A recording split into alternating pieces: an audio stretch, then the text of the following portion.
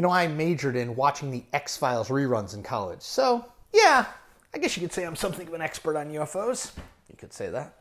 Barack Obama, he's just like us. Well, in one way at least. The former president of the United States wants to know whether there really are other life forms out there. In an appearance on The Late Late Show in mid-May, Obama confessed this. The truth is that when I came into office, I asked, right? I was like, all right, is there the lab somewhere where we're keeping the alien specimens in spaceship? They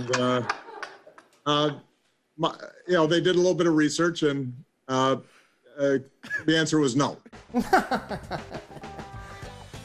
Okay, he was joking. But then Obama said more about UFOs, and this is where things got really interesting. Here's Obama again. What is true, and I'm actually being serious here, is that there's footage and records of objects in the skies that we don't know exactly what they are. We can't explain how they moved, their trajectory. They did not have an easily explainable pattern. And so, I think that people still take seriously trying to investigate and figure out what that is. Interesting, right?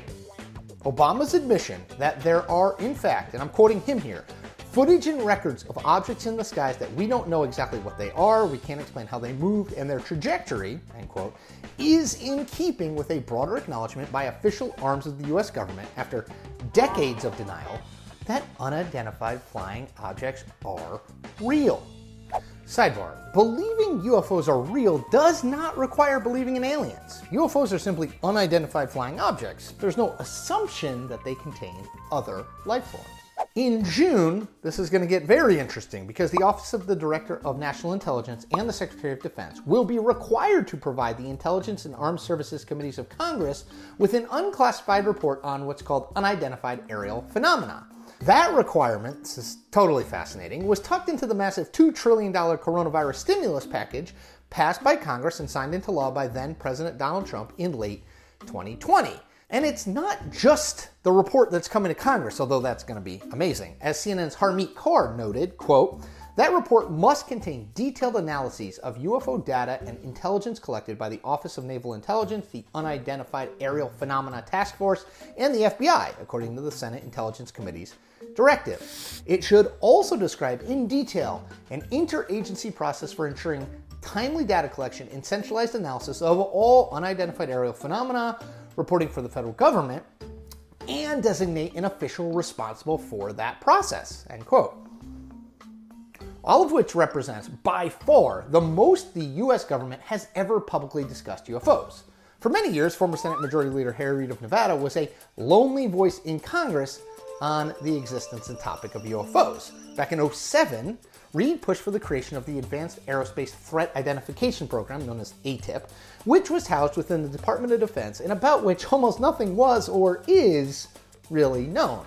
In a 2017 profile of ATIP, headline, Glowing Auras and Black Money, the Pentagon's Mysterious UFO Program. All right, I'll read headline writers. The New York Times wrote this, quote, the Defense Department has never before acknowledged the existence of the program, which it says it shut down in 2012.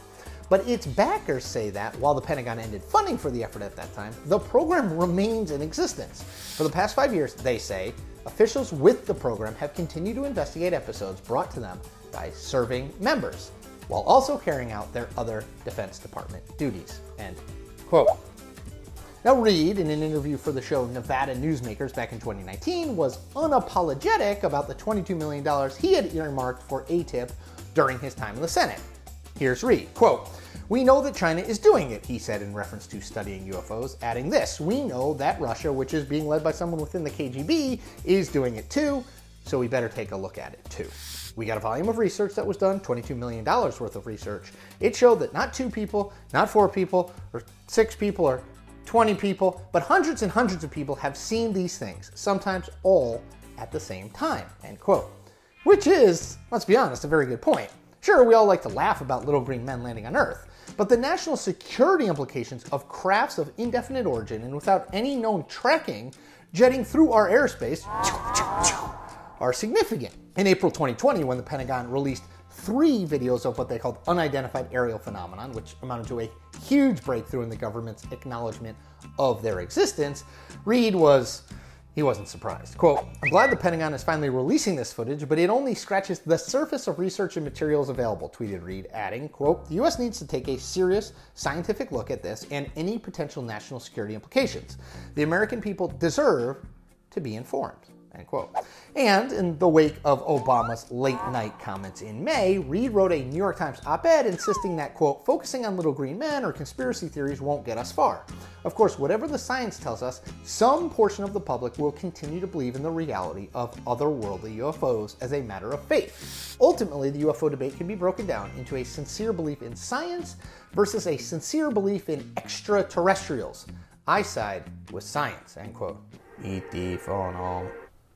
Well, it's not clear yet what the unclassified report to Congress will say exactly. What is clear is that the existence of UFOs is now being taken seriously and publicly acknowledged at all levels of government. In an interview with Fox News' Maria Bartiromo in March, John Ratcliffe, who served as the Director of National Intelligence in the Trump administration, suggested the coming June report might be a blockbuster. Frankly, there are a lot more sightings than have been made public. We're talking about objects that have been seen by Navy or Air Force pilots or have been picked up by satellite imagery that, frankly, engage in actions that are difficult to explain, that movements that are hard to replicate, that we don't have the technology for, or traveling at speeds that, exceed the sound barrier without a sonic boom. Boom! In other words, the truth is out there. And that is the point. We make new Point episodes every Tuesday and Thursday. Check them all out.